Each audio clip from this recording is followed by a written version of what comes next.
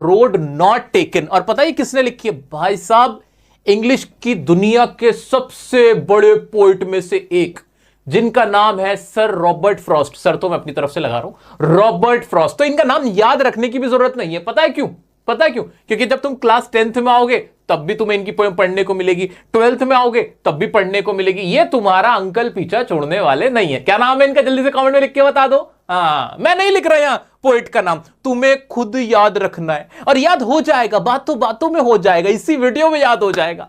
आओ, क्या है ये poem? The road not taken, वो वाला रोड जो नहीं लिया गया, यानी वो वाला रास्ता जिस पे आप नहीं गए। ये है इसका पूरा पूरा मतलब। तो ये निकल रहा है, ठीक है। आ जाओ यार, रोड का मतलब क्या है? रोड का मतलब है लाइफ। इतना समझना है तुम्हें। अभी हम कोई पोम वोम नहीं पढ़ रहे, कुछ नहीं पढ़ रहे, सीधी सी बात है कि रोड यहां पे किसको दिखा रहा है? लाइफ को दिखा रहा है। इतनी बात तो सबको समझ में आती है, आती है। आगे बढ़ते हैं। द पाथ, पाथ किसको बोलते हैं? रास्ते को। वी डू नॉट चूज, जो रास्ता हम नहीं चुनते हैं उसी को क्या कहा माना गया है? वो किसके बराबर है? Road not taken. कहने का मतलब यह है कि ये जो कविता है, ये जो पोयम, या जिसे पोयम बोलते हैं हम लोग इंडियंस, तो ये जो पोयम है इसमें जिस रास्ते को हम नहीं चुनते ना, उसी को क्या बोला गया है कि रोड नॉट टेकन। वो वाला रास्ता जो हम नहीं चूज कर रहे वही हमारा वो रोड है जो हमने नहीं लिया। क्लियर सी बात हो गई। और रोड किसको दिखा रहा है? लाइफ को दिखा रहा है। लाइफ के जो चांस होते हैं, चॉइस होते हैं, उनको दिखा रहा है। इतना तो क्लियर है। आगे बढ़ जाते हो और क्लियर कर दूंगा मेरा बच्चा। आओ, कुछ इंपॉर्टेंट पॉइंट्स है। पढ़ाने से पहले ही मैं तुम्हें यह याद करवा रहा हूं, तुम्हें यह रस पीना है, बस खत्म बात। The roads stand for choices of human life. ये बहुत प्यारा पॉइंट है, बहुत प्यारा। तुम्हें अगर कुछ भी समझ ना आए इस पोएम का, क्वेश्चन तुम्हारे सामने हो, तो ये लाइन लिख देना। ये तुम्हें याद हुआ होना चाहिए कि यहां पे रोड किसको दिखा रहा है? जो हमारी लाइफ के, ह्यूमन लाइफ के जो चॉइस होते हैं उनके लिए रोड वर्ड का इस्तेमाल किया गया है। क्लियर? आगे बढ़ते हैं।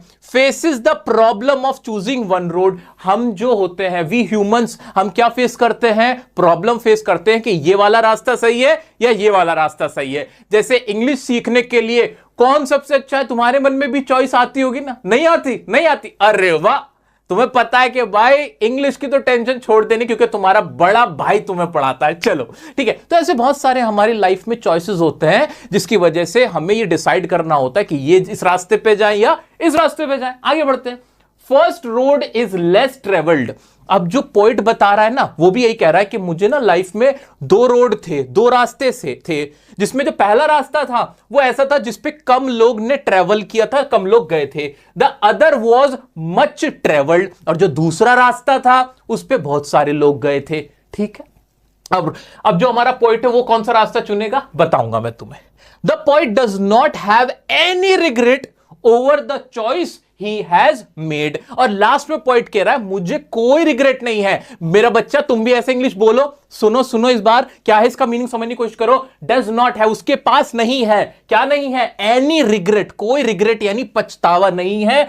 Over the choice he has made, उस चॉइस के ऊपर जो उसने वहां पे की थी, कौन सा रास्ता तय किया था, उस रास्ते को लेके उसके मन में जरा भी पछतावा नहीं है। अब ये सवाल तुम्हारे मन में भी उठ रहा है ना, क्यूरियोसिटी आ रही है कि जो पोइट था उसने कौन सा रास्ता चुना? वो रास्ता जिसपे सब ट्रेवल करते हैं या वो रास्ता जिसपे बहुत कम लोग ट्रेवल करते हैं? ये तो थी मोटी माटी बात। अभी तो मैंने तुम्हें पढ़ाना शुरू भी नहीं किया है। इतना इतना तो हमें समझ में आ रहा है कि जो पोएम है, ये जो कविता है, ये जिंदगी के दो रास्तों के ऊपर है कि लाइफ में हमें हमेशा दो चॉइस हमारे पास होती हैं।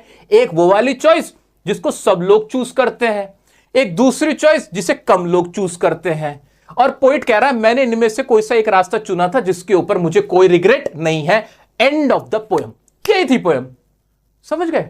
बस इतने में ही। अभी कहां, अभी तो मैं और समझाऊंगा। इजी है ना, इजी पीजी, मजा आ रहा है। चलो आओ, इसको मैं तुम्हें और अच्छे से समझाता हूं। चलो दोस्तों, हमारी पहली पोएम है द रोड नॉट टेकन। आप अपनी अपनी बुक्स निकाल लीजिए, आराम से सुनते जाइए, सब समझ में आएगा।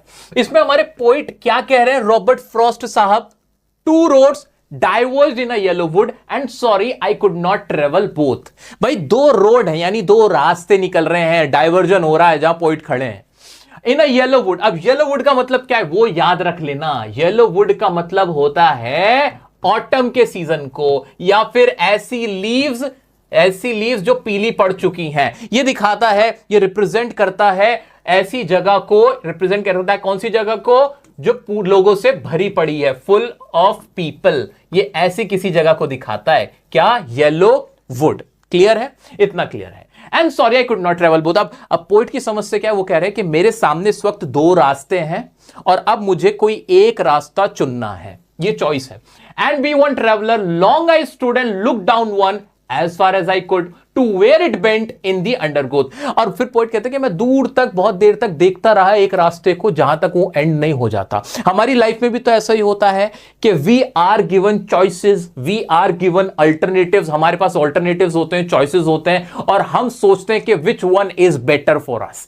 होता है कि नहीं? ठीक है, आगे बढ़ते हैं। देन टुक द अदर, पहले रास्ते को दूर दूर तक देखते रहे कि कहां तक नहीं, फिर दूसरे को देखा, जस्ट एज फेयर, वो भी उतना ही बढ़िया था, and having perhaps the better claim, और शायद वो उससे ज्यादा बेहतर नजर आ रहा था। क्यों? Because it was grassy. Grassy important word है। ग्रासी का मतलब है अनयूज्ड या फ्रेश, जिसपे बहुत ज्यादा लोग नहीं चले हैं। ऐसा रास्ता भी तो होता है, जैसे कि तुम्हारा रास्ता, जैसे कि मेरा रास्ता। क्या? इंग्लिश पढ़ना पढ़ाना बहुत मुश्किल लगता था, है ना, बहुत मुश्किल सब्जेक्ट बन गया था, लेकिन तुमने एक ऐसा रास्ता चुना जिससे अब तुम्हें इंग्लिश आसान लग रही है। ऐसे मेरे पार्ट पे भाई, मुझसे पहले जितने भी लोग मैंने देखे थे इंग्लिश पढ़ाते, रूल सिखाते थे, डराते थे, धमकाते थे, कोर्स बेच रहे होते थे, मैं तुम्हारे से पैसे ही नहीं लेता। मैंने एक दूसरा रास्ता चूज किया, पैसे कमाने वाला रास्ता सब चूज कर रहे हैं, मैंने एक डिफरेंट रास्ता चूज किया कि मैं फ्री में सबको पढ़ाऊंगा, मैं पैसे नहीं देने दूंगा इनको किसी को भी। तो ये एक नया रास्ता था, दूसरा रास्ता था, हर कोई इस पे नहीं चल सकता। क्लियर है? हाँ जी, अब तो बिल्कुल क्लियर हो रहा होगा। तो एक ऐसा रास्ता था ग्रासी एंड वांटेड वेयर, जहां पे, जिस वांटेड वेयर का मतलब जो यूज नहीं हुआ है, उस रास्ते में बहुत सारे लोग नहीं गए। Though as for that the passing there had worn them really about the same. अब जो हमारा पोएट है वो क्या कह रहा है कि जब मैं कुछ आगे चल के गया तो मुझे लगा कि दोनों ही रास्तों में डिफरेंट चैलेंजेस हैं, प्रॉब्लम्स हैं, वो सब नजर आई। हमारी लाइफ में भी ऐसा होता है कि हम हर चीज के प्रोज एंड कॉन्स को देखते हैं, हर किसी चीज के एडवांटेजेस हैं, डिसएडवांटेजेस हैं, और उन सब के बेस पे हमें फैसला करना पड़ता है। आगे बढ़ते हैं, फिर पोइट क्या कह रहे हैं, एंड बोथ, कहां चले गए जी रॉबर्ट फ्रॉस्ट साहब, आ जाओ। And both that morning equally lay in leaves no step had trodden black. अब ट्रॉडन ब्लैक का मतलब होता है पैर से कुचल देना, कि दोनों ही रास्तों पे लीव्स थी, कोई भी ऐसी पत्तियां नहीं थी जिसको किसी ने पैर से कुचल दिया हो। Oh I kept the first for another day, लेकिन जो पहला रास्ता था उसको मैंने सोचा था कि मैं फिर कभी उस पे जाऊंगा, यानी दूसरा वाला रास्ता पोइट ने चूज कर लिया था।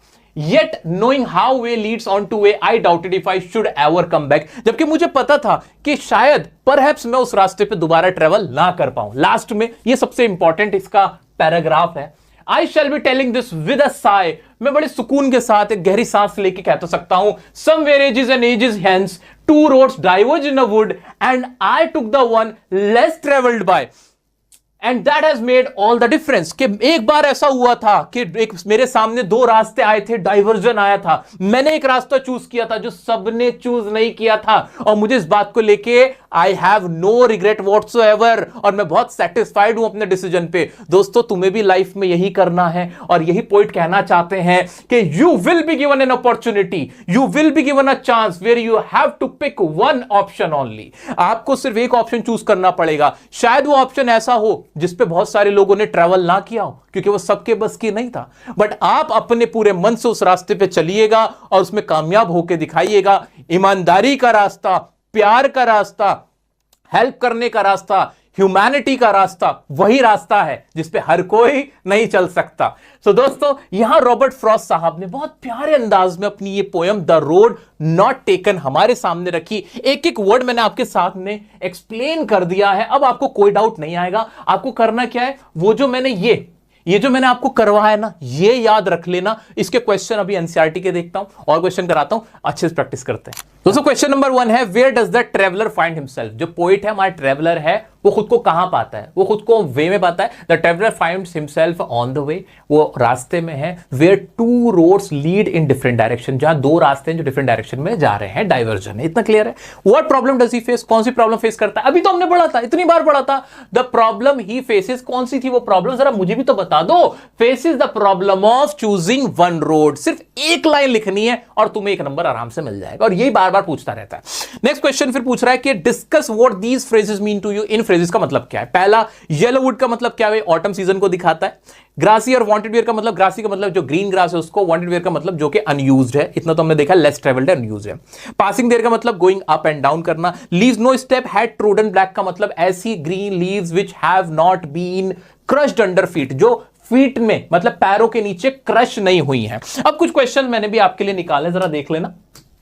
एक क्वेश्चन है, why does the poet choose the less travelled road?